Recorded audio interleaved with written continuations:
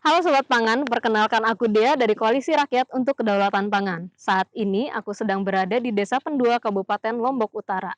Dalam kesempatan ini, aku ingin mengajak teman-teman untuk mengetahui lebih banyak mengenai Lumbung Pangan Desa Pendua. Lumbung pangan ini diinisiasi sejak tahun 2019 untuk membangun sistem pangan di tingkat desa agar pembunuhan pangan warga dapat berjalan dengan baik. Oke, langsung saja aku ingin bertemu dengan beberapa pegiat lumbung pangan Tanak Umbara Berkah. Yuk, mari ikut aku. Nama saya Haryo Karos. Saya Agus Haryadi. Kebetulan saya juga ikut terlibat di lumbung pangan desa, yaitu Tanah Umbara Berkah. Fungsi utama daripada LPD ini adalah menyiapkan cadangan pangan, mengumpulkan sawini-sawini di setiap P3A atau setiap dusun. Hampir rata di semua dusun itu ada gudang kosong, gudang penyimpanan. Nah, kami berencana ke depan gudang-gudang yang ada di dusun ini kami manfaatkan untuk menyimpan sawineh. Fungsi daripada LPD yaitu ada fungsi kedua, yaitu usaha-usaha atau ekonomi yang akan dilakukan oleh lumbung pangan desa. Maka nanti ke depannya setelah di desa kita ada surplus bahan pangan atau produk daripada petani, maka kita akan membeli daripada petani-petani atau membantu menjual hasil produk dari petani. Kami di Desa Pendua, terutama pemuda, sudah menjadi motor penggerak dalam pertanian di desa ini. Contohnya saja seperti bisa dilihat di depan saya dan di samping saya ini. Ini adalah hasil ketika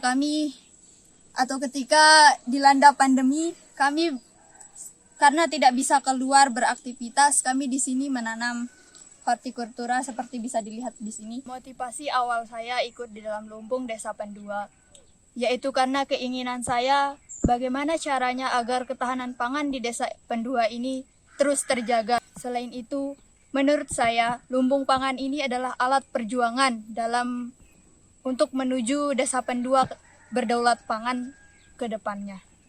Nah, menarik sekali pemirsa, penggerak lumbung ini tidak hanya yang senior, tapi juga ada generasi muda yang memiliki semangat.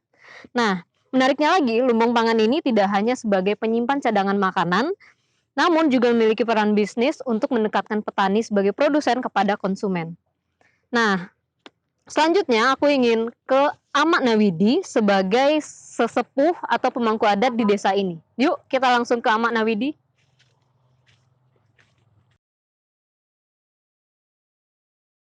Kalau usia saya 72. Kalau dulu itu kita panen itu 6-5 bulan.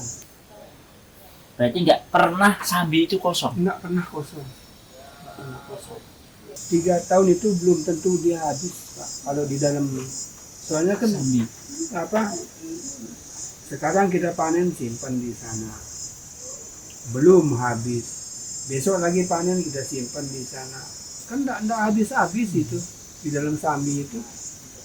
Nah, kalau sudah sampai 3 tahun, kita keluarkan semuanya. Yang sudah kita simpan lama-lama itu. Kita rohkan dulu gitu. Kita ganti dengan yang baru. Setiap rumah tangga, setiap petani punya sambi. Punya sambi. Kalau kita hitung-hitung, lebih baik kita simpan padi gabah itu di lumbung daripada kita pakai karung.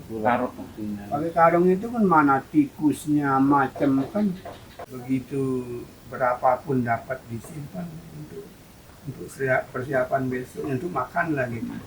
Kalau sekarang enggak, begitu selesai merampeknya, mengabahnya, berapa sih dijual baru ada disimpan. Kadang-kadang habis dijual, kadang-kadang. Makanya seakan-akan sambi itu dengan sendiri menghilang karena sudah tidak difungsikan lagi. Yang zaman-zaman sekarang ini tanpa dukungan dari pemerintah itu nggak bisa jalan. Kalau hanya mulut-mulut kita yang ngomel sana sini tidak begitu mempan. Tapi kalau ada ini merupakan satu program, apakah itu perdes, apakah itu perbuk, apa katanya namanya, mungkin bisa jalan. Kalau kita ngomong-ngomong ya belum tentu didengar.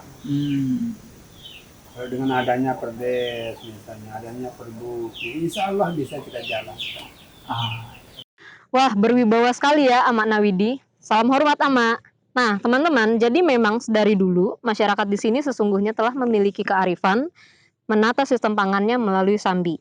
Dan lumbung ini didesain untuk mengembangkan nilai-nilai yang diwariskan. Tentunya, kontekstualisasi terhadap kondisi kekinian juga diperlukan. Seperti fungsi bisnis dalam lumbung yang tadi disampaikan oleh Adel dan Hairudin. Nah, aku penasaran nih, bagaimana dukungan dari pemerintah terkait terhadap lumbung pangan desa ini. Yuk kita ke Kepala Desa dan Bapak Bupati. Ayo.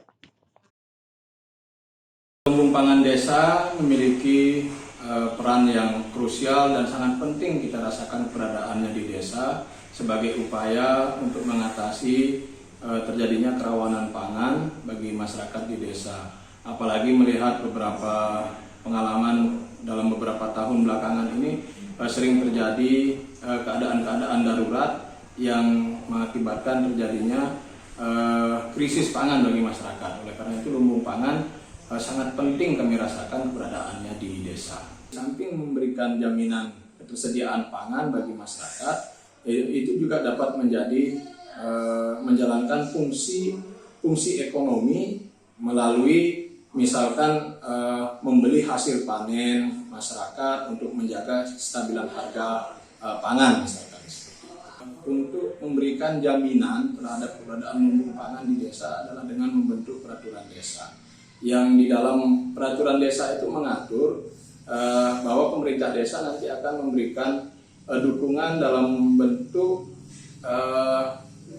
modal, bantuan modal bagi lumbung pangan desa, karena mengingat lumbung pangan desa tidak hanya berfungsi sebagai tempat penyimpanan cadangan pangan, tetapi juga bisa menjalankan fungsi secara ekonomi.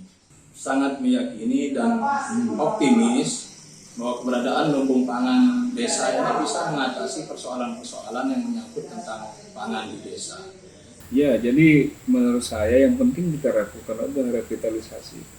Ya, revitalisasi fungsi lumbung pangan yang ada. Sebab saya tadi katakan bahwa sebetulnya masyarakat Lombok Utara itu sudah diwariskan bagaimana menjadi masyarakat yang memiliki ketahanan pangan yang kuat dengan adanya manajemen manajemen ketahanan pangan yang berbasis kearifan lokal tadi.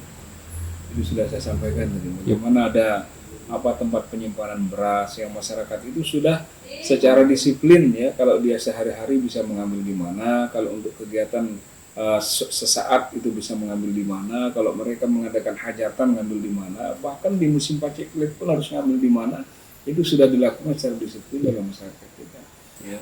Sehingga nanti kalau Pendua ini menjadi salah satu desa yang pangan ini adalah basis kehidupan masyarakatnya, itu akan menjadi luar biasa.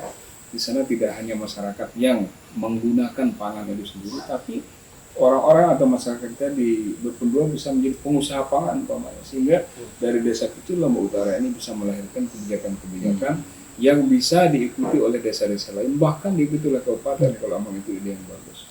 Sehingga apapun yang dilakukan di desa itu sangat-sangat mungkin ya untuk bisa disinergikan dengan kebijakan di kabupaten. Boleh itu muncul dari ide kabupaten ya secara top down, tetapi juga akan lebih bagus kalau itu muncul secara bottom up dari desa-desa, sehingga dia menjadi kebijakan yang partisipatif, yang daya dukungnya terhadap ketahanan kebijakan ya. Jadi tidak hanya ketahanan pangan ya, kebijakannya juga perlu ketahanan. Nah, bagaimana kebijakan ini bisa bertahan apabila dia adalah sebuah kebijakan yang partisipatif, muncul dari masyarakat dan dirasakan sepenuhnya oleh masyarakat itu sendiri. Dan ini menjadi sangat mungkin. Silakan siapa yang membuat gagasan terlebih dahulu, apakah kabupaten atau desa, silakan. Lalu gagasan itu kita sinergikan menjadi kebijakan yang lebih luas. Seperti peribahasa pucuk dicinta ulam pun tiba. Warga setempat sudah bersemangat untuk membangun lumbung pangannya.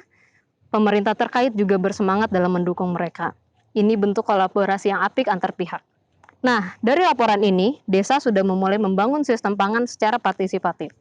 Harapannya dapat menjadi sistem pangan yang adil, resilient, dan berkelanjutan.